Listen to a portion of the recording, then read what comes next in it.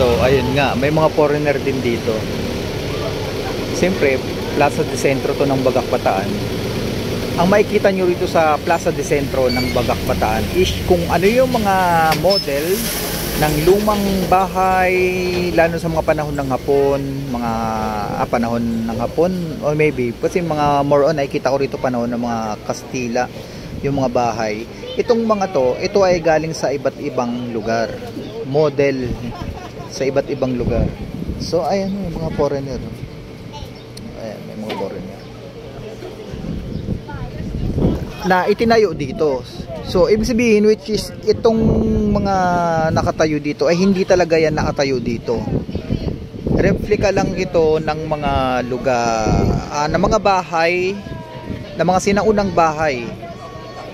Hindi natin alam kung saan parte ng Pilipinas, Luzon, Visayas or Mindanao, o kung saan bayan man siya, na pinagkopyahan, kumbaga ni-restore, pero dito siya itinayo. Ayun yun. So kaya siya naka ayan, may vlogger din yata si ate. Vlogger din niya si ate. Oh. So kaya siya nakatayo ng mga ganyan-ganyan. So parang itong napakalaking Coliseum o museo, itong Plaza de Centro dito sa Bagak Bataan. Ayon ang makikita nyo rito na sobrang ganda. Makikita nyo rito yung iba't ibang disenyo ng bahay. Yan. Iba't ibang model ng bahay, ng sinaunang bahay.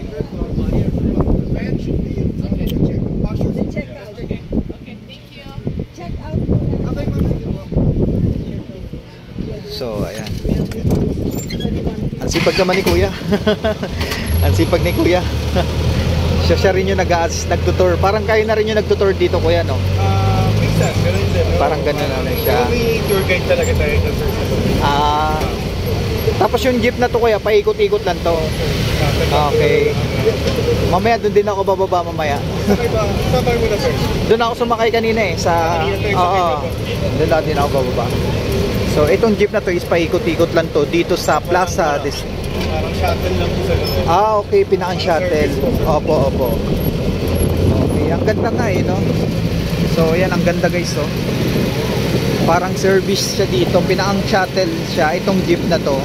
Kumbaga ililibot ka niya dito sa Plaza de Centro, dito sa Bagak Bataan, kung saan makikita mo ang mga lumang bahay mula sa iba't ibang bayan o province na dito ni-restore. For example, itong parang tambahay na to o plaza, may pinagkopyahan to. Ganyan, itong ganyan may mga ilaw-ilaw. May pinagkopyahan to na kung saan dito ni-restore. So parang isa itong napakalaking museo. Museo. Isa siyang napakamalaking museo. Hindi natin nasakay ko. Maganda yung ambience, may bundok, may dagat. So, ang ganda dito sa parang shuttle siya na sa jeep. Kasi kung tinatamad ka maglakad, pwede mo siya lakarin.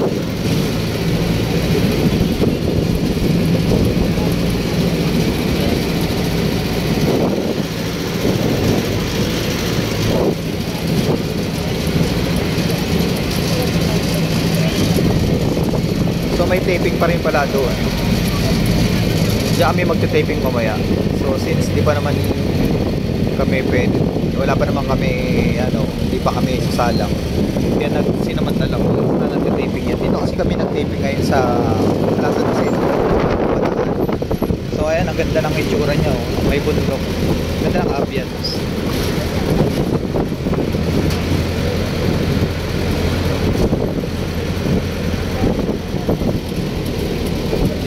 Paikot lang siya.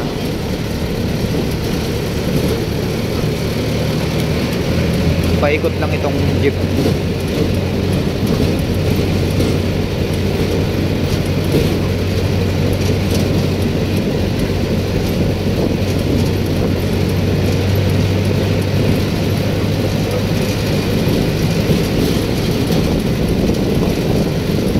Ayan, kagaya nga na sinabi ko kanina, itong itsura niya na may tubig na parang ilaw-ilaw, may pinagkopyahan po yan.